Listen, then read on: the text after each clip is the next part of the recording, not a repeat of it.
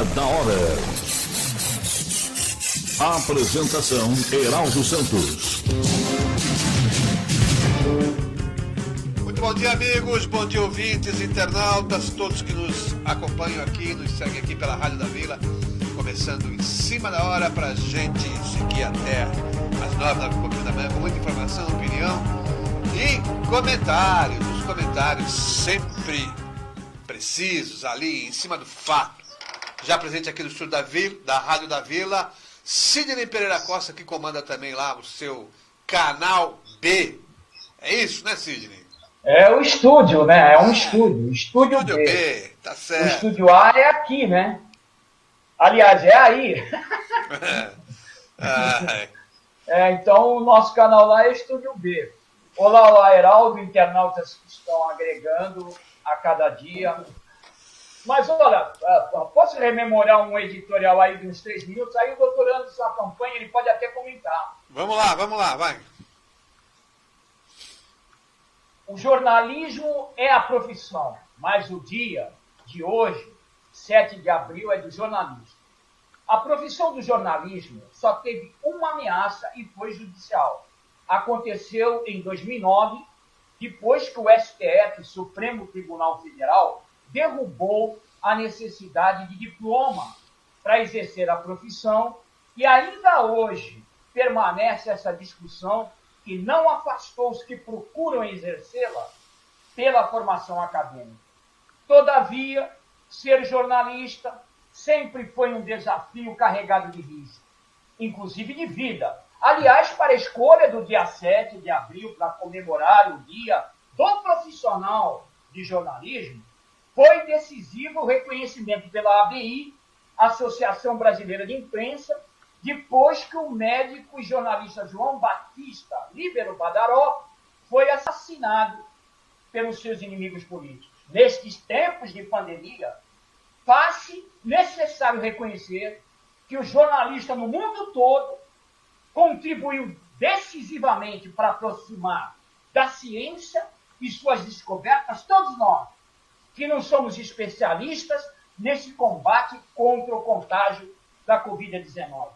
Mais importante ainda, comentar que no Brasil, dada a resistência do governo federal a entender que o processo de vacinação era o único que surgia para combater o contágio, inclusive investindo erradamente dinheiro público no tratamento precoce, sem prova nenhuma de sua eficácia, o jornalista brasileiro tem sido claramente a força da resistência para informar aquilo que não tem base científica para ser aceito e ajudado a todos nós a mudar um cenário de extrema ignorância do presidente da República.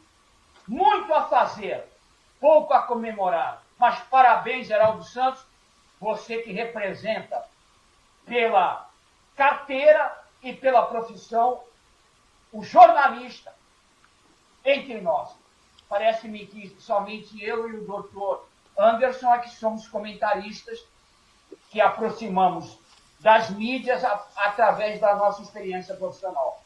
Mas você mantém a carteira de jornalista, já foi membro do sindicato e faz essa luta empolgante toda manhã aqui, no Em Cima da Hora, desde o ano de 2013. Muito bem, obrigado, Sidney. Hoje realmente é dia de parabenizar a categoria dos jornalistas que estão aí na frente da batalha, na trincheira mesmo. E é importante isso, né? Não só na questão da Covid que você mencionou, mas essencialmente aqui no Brasil, que nós temos uma democracia ainda, vamos dizer assim, bebê, nova, né?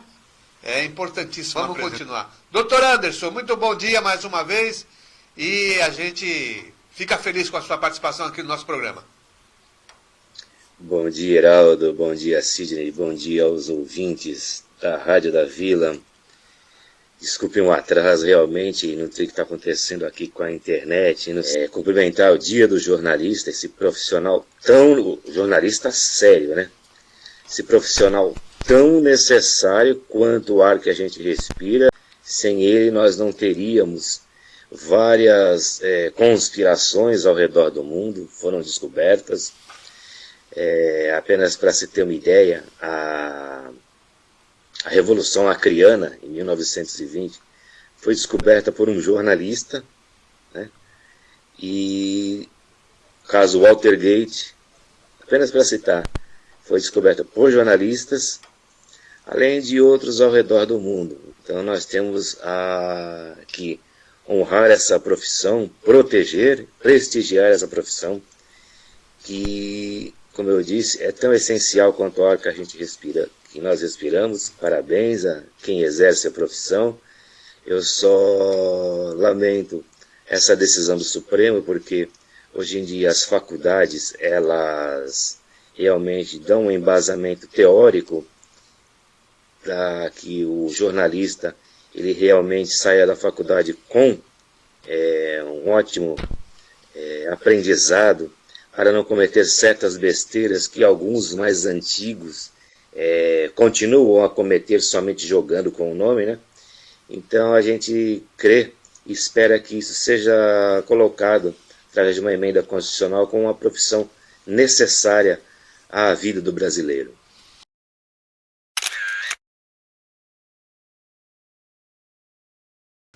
Mas a manchete do Cidade de Santos hoje seria proibida. Hoje seria politicamente incorreta. Doutorando, deu assim, ó, deu crioulo na cabeça. Realmente, nossa, realmente. Mas você falava crioulo não num sentido pejorativo, né? Naquela época. Não havia essa maldade que hoje tem. Hoje, alguns termos eram utilizados até carinhosamente entre nós, num determinado círculo, um círculo fechado. Exatamente. De amigos. Não era aquela coisa de você denegrir a imagem. Veja que até o próprio termo denegrir, né? Hoje é errado. Empurra pro negro, né? Exatamente. Mas não era desse jeito. Porra. Exatamente. Você está na lista negra e por aí vai. Doutor Anderson, resta o senhor fazer um exame desse ponto que chegamos, daquela época que não havia liberdade, o AI-5 acabou até com a liberdade política, porque caçou gente. Eu sei que o senhor não está com essa idade mais avançada para falar com muita intimidade do Esmeraldo Tarquínio, mas o senhor tem uma intensidade na pesquisa política e se mantém ativo nisso. Eu lhe tenho como um ativista político.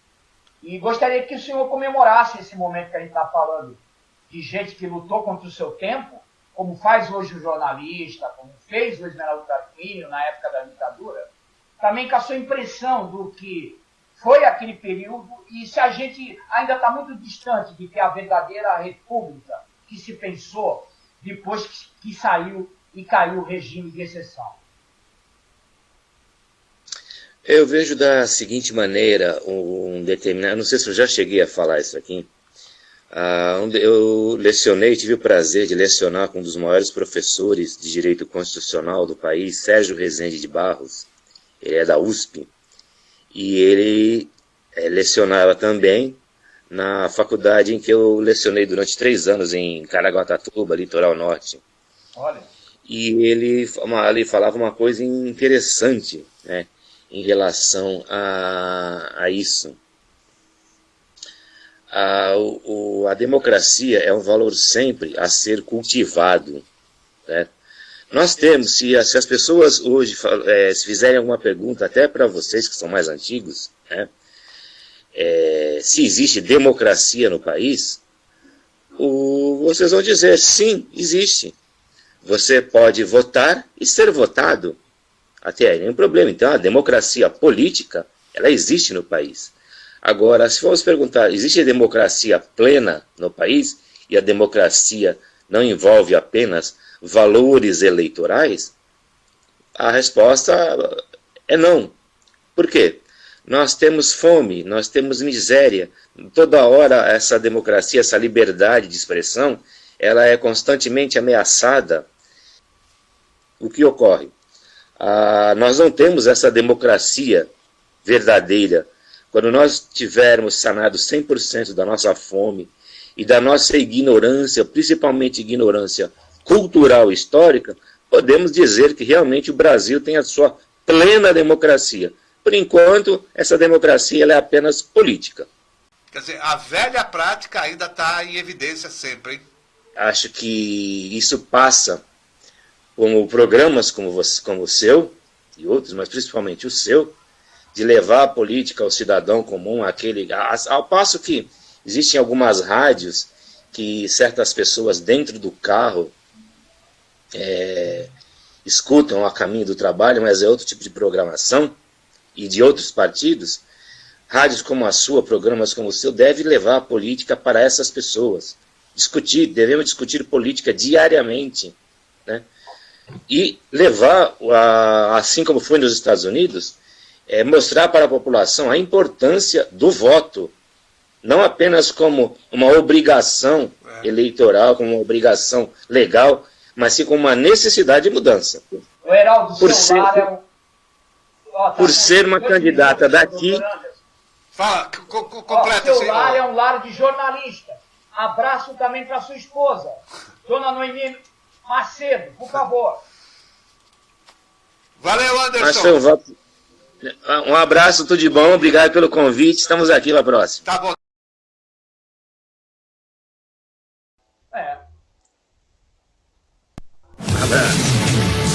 Em cima da hora.